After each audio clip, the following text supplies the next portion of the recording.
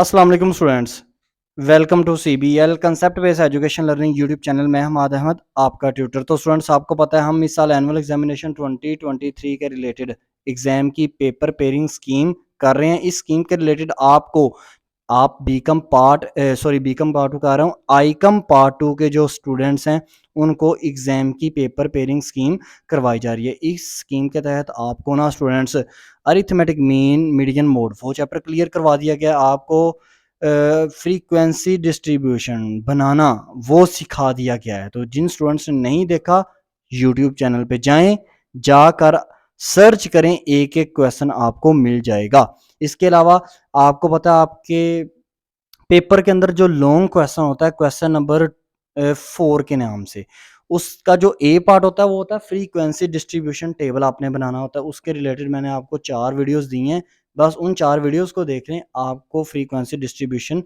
इसी के अंदर से आएगा।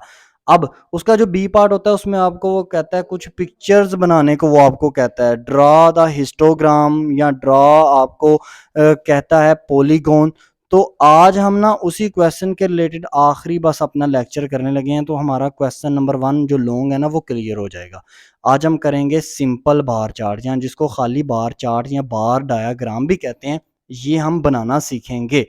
तो हमारा लॉन्ग क्वेश्चन ये कंप्लीट हो जाएगा आज। और उसके अलावा हमने दूसरा जो लॉन्ग क्वेश्चन है जिसमें से हमें ए पार्ट आता है, वो स्टूडेंट्स हमसे पूछता है कि अरिथमेटिक मीन के बारे में क्वेश्चन कर देता है, या मोड या मीडियन के बारे में क्वेश्चन कर देता है, तो हमने वो भी करना सीख लिया है।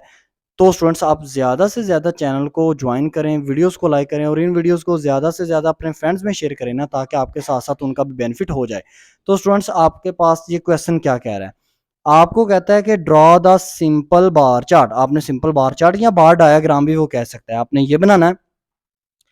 2 ईयर आपको दिए हुए हैं, 2000, 2001, 2002, 2003, 4, 5, यानी कि 6 आपको ईयर्स दिए हुए हैं।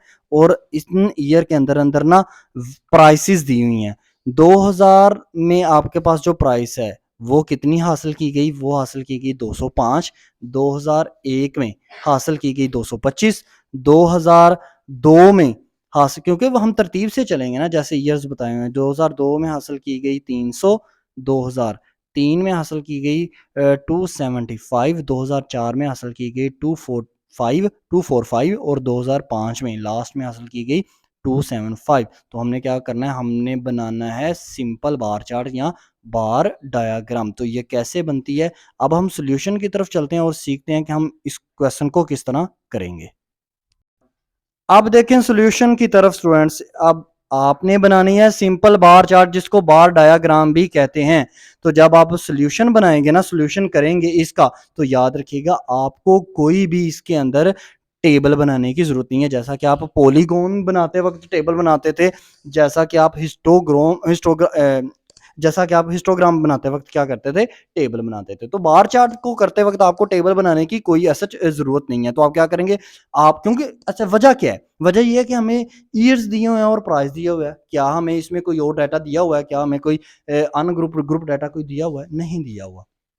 तो आपको सिंपल बार चार्ट के लिए ना, याद रखिएगा स्टूडेंट्स, आपको वो ऐसे ही डाटा देगा। और वीडियो के एंड में मैं आपको बताऊंगा कि एक ऐसा क्वेश्चन होता है जिसमें वो कहता ही नहीं आपको कि कौन सा आपने चार्ट बनाना है, डाटा आपको देता है, वहां पे आपने खुद से ज्यूम करना होता है कि आपने ये वाला चार्ट बनाना है, यानी कि ये वाला आपने डायग्राम बनानी है। अब देखें, एक्स एक्सिस पे आप क्या लेंगे, एक्स एक्सिस के ऊपर आप लेंगे ईयर्स। तो एक्स एक्सिस के ऊपर मैंने ईयर ले 2000, यानी कि 2000 पूरा, फिर 2001, फिर 2002, फिर 2003, 2004 और 2005, ये 5 ईयर आपने एक्स एक्सिस पे ले लिए। अब वाई एक्सिस पे आपने क्या लेना है स्टूडेंट्स, वाई एक्सिस पे आपने देखो, आपके पास मिनिमम जो डाटा है ना वो है 205, मिनिमम जो वैल्यू है, और हाईएस्ट वैल्यू आपके पास है 300।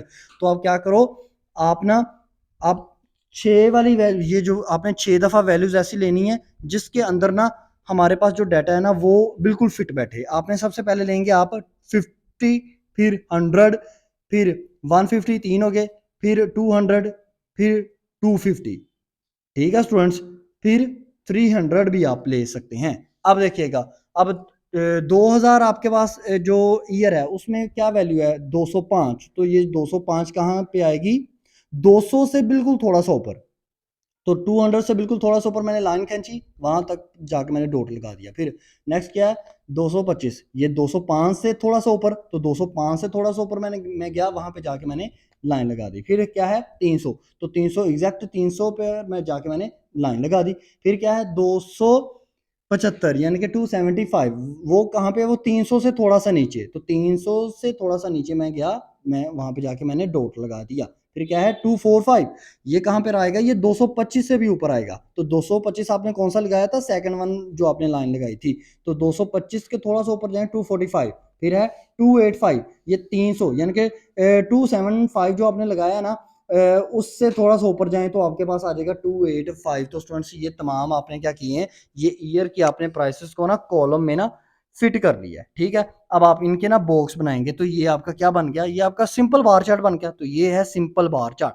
याद रखिएगा, मैंने आपको जैसे बताया कि सिंपल बार चार्ट के लिए ना आपको कोई टेबल नहीं बनाना पड़ता, आपको जस्ट क्या है ग्राफ बनाना पड़ेगा। ग्राफ में एक्स एक्सिस पे आप हमेशा ईयर लोगे, वाई एक्सिस पे आप हमेशा क्या लोगे, वैल्यूज लोगे। तो लेकिन वैल्यूज आपने सिर्फ ये देख लेनी है, सबसे छोटी वाली वैल्यू क्या है, वो है 205, और सबसे बड़ी वाली वैल्यू थी 300। तो आपने ना 50-50 का गैप लेके 300 तक आपने वैल्यूज लिख लेनी है, 6 वैल्यूज 50, 100, 150, 200, फिर 250 और 300। ठीक है, तो इस तरह आप ये सिंपल बार चार्ट बनाओगे। अब मैंने आपको कहा कि क्वेश्चन नंबर क्वेश्चन नंबर ऐसा एक आता है जिसमें ना क्वेश्चन देता है और नीचे में ये नहीं कहता, वो खाली कहता है कि डायग्राम बना के मुझे दो, ये नहीं कहता कि मुझे पॉलीगॉन बना के दो, हिस्टोग्राम बना के दो, या सिंपल बार चार्ट बना के दो। तो वो क्वेश्चन किस तरह का होगा, वो बिल्कुल ऐसा ही क्वेश्चन होगा। उस क्वेश्चन में आपको ना स्टूडेंट्स प्राइस दी होंगी, उस क्वेश्चन में आपको ईयर्स दिए होंगे, या उस क्वेश्चन में ना ईयर्स की जगह ना आपको कमोडिटीज दी होंगी, जैसे वीट, गंदम, राइस,